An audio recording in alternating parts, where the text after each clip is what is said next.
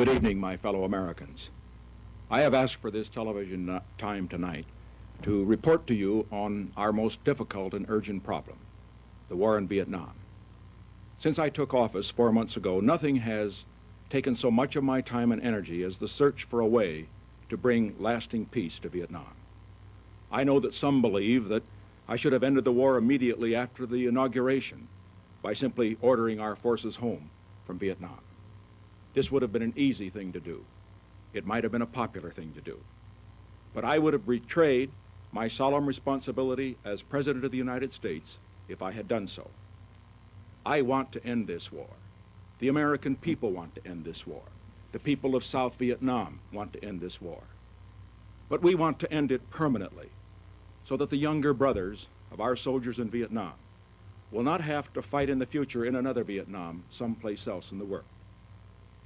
The fact that there is no easy way to end the war does not mean that we have no choice but to let the war drag on with no end in sight. For 4 years, American boys have been fighting and dying in Vietnam. For 12 months, our negotiators have been talking with the other side in Paris.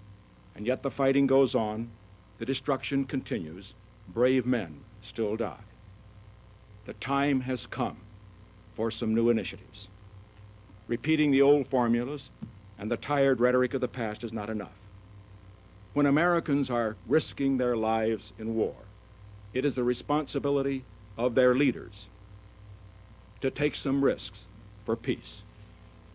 I would like to report to you tonight on some of the things we have been doing in the past 4 months to bring true peace. And then I would like to make some concrete proposals to speed that day. Our first step began before inauguration. This was to launch an intensive review of every aspect of the nation's Vietnam policy. We accepted nothing on faith. We challenged every assumption and every statistic. We made a systematic, serious examination of all the alternatives open to us. We carefully considered recommendations offered both by critics and supporters of past policies. From the review, it became clear at once that the new administration faced a set of immediate operational problems. The other side was preparing for a new offensive. There was a wide gulf of distrust between Washington and Saigon.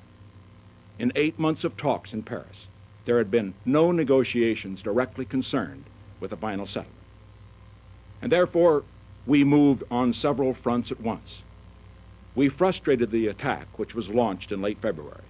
As a result, the North Vietnamese and the Viet Cong failed to achieve their military objectives. We restored a close working relationship with Saigon.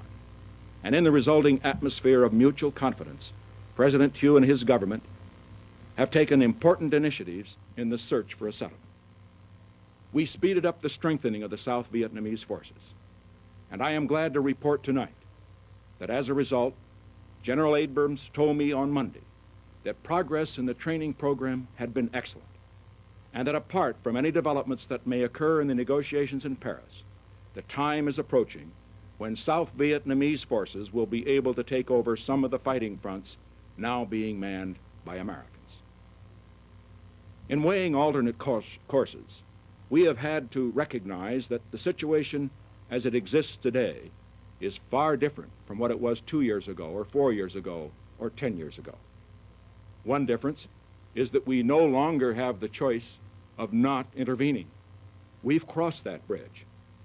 There are now more than 500,000 American troops in Vietnam, and 35,000 Americans have lost their lives.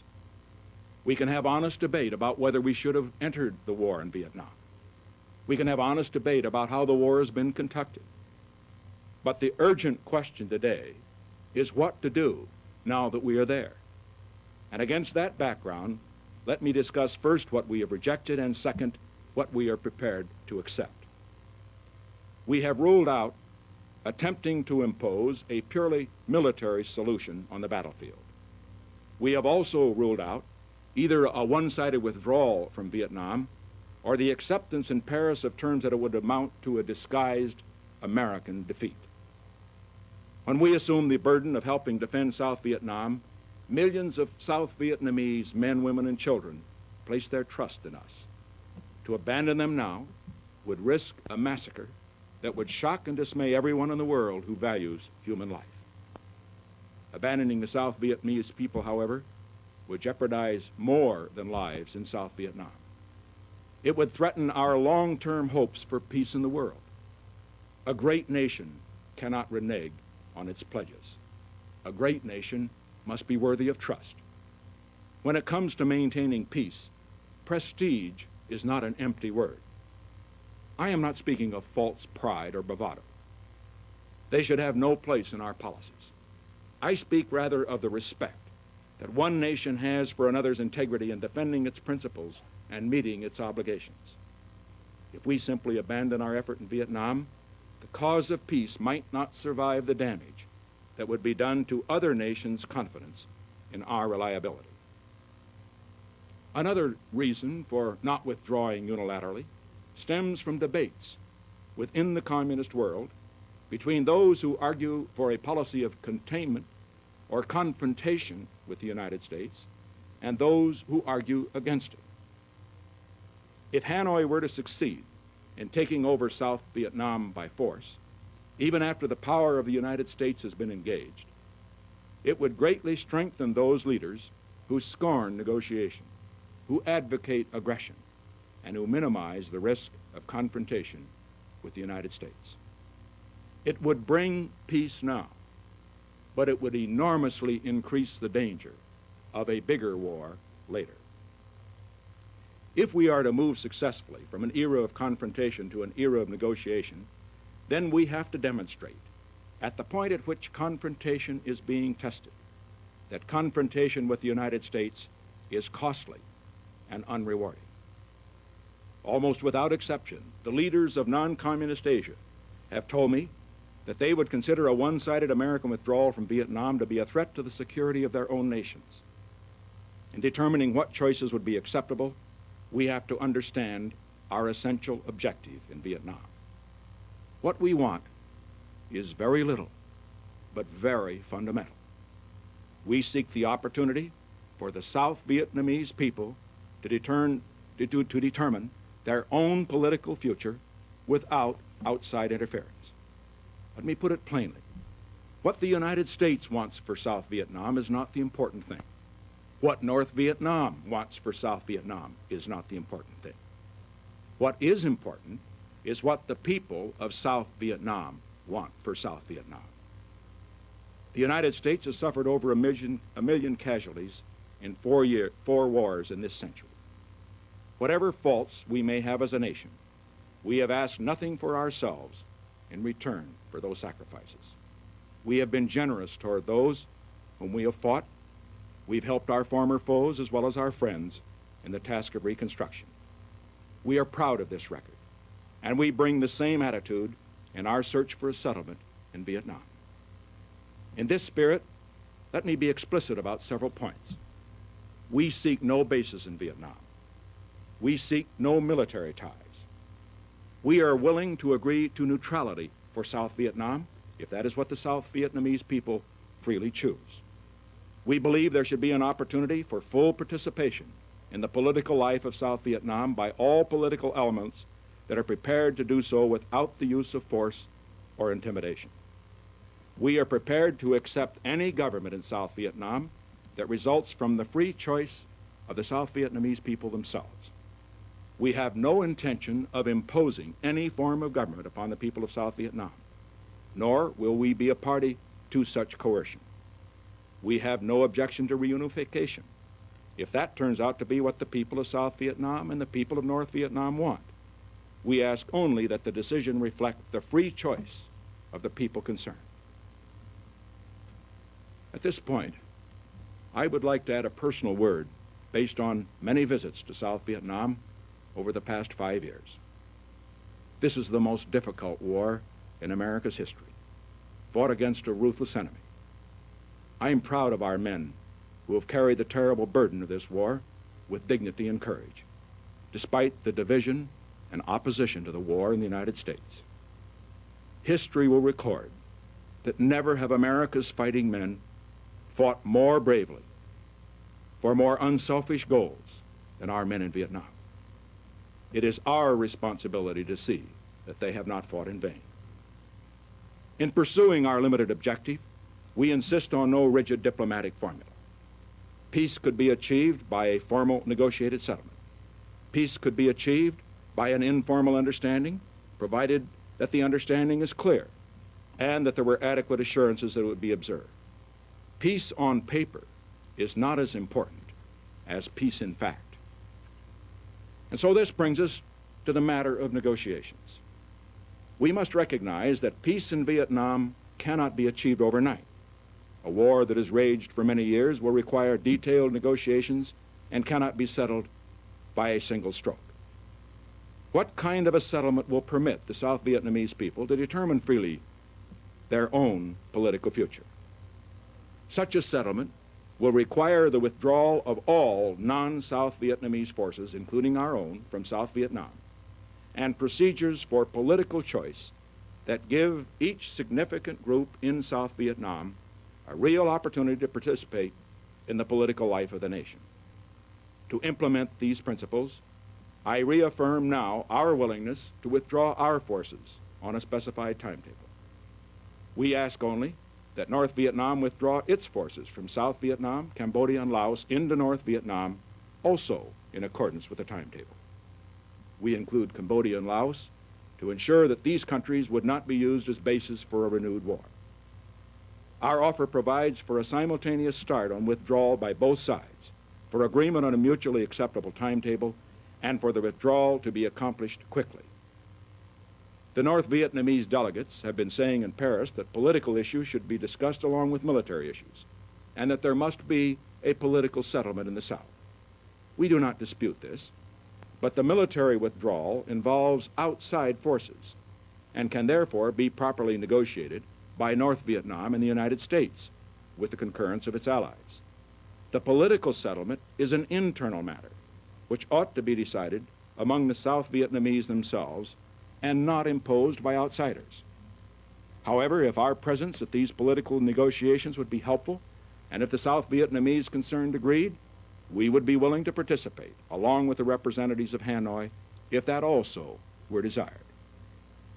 Recent statements by President Thieu have gone far toward opening the way to a political settlement. He has publicly declared that his government's willingness to discuss a political solution with the National Liberation Front and has offered free elections. This was a dramatic step forward, a reasonable offer that could lead to a settlement. The South Vietnamese government has offered to talk without preconditions. I believe the other side should also be willing to talk without preconditions. The South Vietnamese government recognizes, as we do, that a settlement must permit all persons and groups that are prepared to renounce the use of force to participate freely in the political life of South Vietnam. To be effective, such a settlement would require two things. First, a process that would allow the South Vietnamese people to express their choice. And second, a guarantee that this process would be a fair one. We do not insist on a particular form of guarantee. The important thing is that the guarantees should have the confidence of the South Vietnamese people, and that they should be broad enough and strong enough to protect the interests of all major South Vietnamese groups. This then is the outline of the settlement that we seek to negotiate in Paris. Its basic terms are very simple: mutual withdrawal of non-South Vietnamese forces from South Vietnam and free choice for the people of South Vietnam. I believe that the long-term interests of peace require that we insist on no less, and that the realities of the situation require that we seek no more. And now, to make very concrete what I have said, I propose the following specific measures, which seem to me consistent with the principles of all parties. These proposals are made on the basis of full consultation with President Thieu.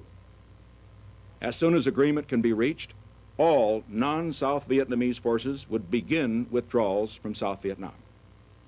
Over a period of 12 months, by agreed-upon stages, the major portions of all U.S., Allied, and other non-South Vietnamese forces would be withdrawn. At the end of this 12-month period, the remaining U.S., Allied, and other non-South Vietnamese forces would move into designated base areas and would not engage in combat operations. The remaining U.S. and Allied forces would complete their withdrawals as the remaining North Vietnamese forces were withdrawn and returned to North Vietnam. An international supervisory body, acceptable to both sides, would be created for the purpose of verifying withdrawals and for any other purposes agreed upon between the two sides. This international body would begin operating in accordance with an agreed timetable and would participate in arranging supervised ceasefires in Vietnam. As soon as possible after the international body was functioning, elections would be held under agreed procedures and under the supervision of the international body. Arrangements would be made for the release of prisoners of war on both sides at the earliest possible time. All parties would agree to observe the Geneva Accords of 1954 regarding South Vietnam and Cambodia and the Laos Accords of 1962. I believe this proposal for peace is realistic and takes account of the legitimate interests of all concerned. It is consistent with President Thieu's 6 points, and it can accommodate the various programs put forth by the other side. We and the government of South Vietnam are prepared to discuss the details with the other side. Secretary Rogers is now in Saigon, and he will be discussing with President Thieu how together we may put forward these proposed measures most usefully in Paris. He will as well be consulting with our other Asian allies as these measures while on his Asian trip. However, I would stress that these proposals are not offered on a take-it-or-leave-it basis. We are quite willing to consider other approaches consistent with our principles. We are willing to talk about anybody's program, Hanoi's 4 points, the NLF's 10 points, provided it can be made consistent with the very few basic principles I have set forth here tonight. Despite our disagreement with several of its points, we welcome the fact that the NLF has put forward its first comprehensive program. We are studying that program carefully. However, we cannot ignore the fact that immediately after the offer, the scale of enemy attacks stepped up and American casualties in Vietnam increased. Let me make one point clear. If the enemy wants peace with the United States, that is not the way to get it. I have set forth a peace program tonight which is generous in its terms. I have indicated our willingness to consider other proposals.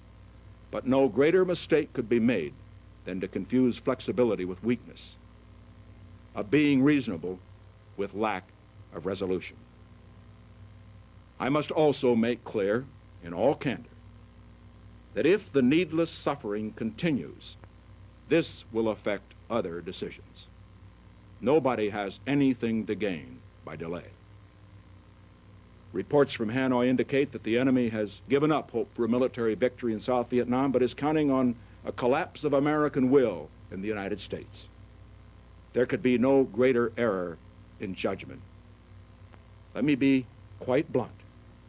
Our fighting men are not going to be worn down. Our mediators are not going to be talked down. And our allies are not going to be let down. My fellow Americans, I have seen the ugly face of war in Vietnam. I've seen the wounded in field hospitals, American boys, South Vietnamese boys, North Vietnamese boys. They were different in many ways, the color of their skins and their religions, their races. Some were enemies, some were friends. But the differences were small compared with how they were alike. They were brave men, and they were so young. Their lives, their dreams for the future had been shattered by a war over which they had no control. With all the moral authority of the office which I hold, I say that America could have no greater and prouder role than to help to end this war in a way which will bring nearer that day in which we can have a world order in which people can live together in peace and friendship. I do not criticize those who disagree with me on the conduct of our peace negotiations, and I do not ask unlimited patience from a people whose hopes for peace have too often been raised and then cruelly dashed over the past 4 years.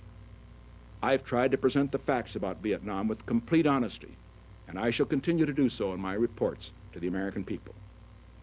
Tonight, all I ask is that you consider these facts, and whatever our differences, that you support a program which can lead to a peace we can live with and a peace we can be proud of.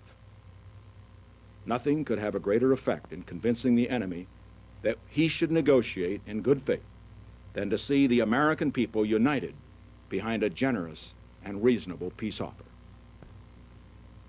In my campaign for the presidency, I pledged to end this war in a way that would increase our chances to win true and lasting peace in Vietnam, in the Pacific, and in the world. I am determined to keep that pledge. If I fail to do so, I expect the American people to hold me accountable for that failure. But while I will never raise false expectations, my deepest hope, as I speak to you tonight, is that we shall be able to look back on this day at that critical turning point when American initiative moved us off dead center and forward to the time when this war will be brought to an end and when we shall be able to devote the unlimited energies and dedication of the American people to the exciting challenges of peace. Thank you, and good night.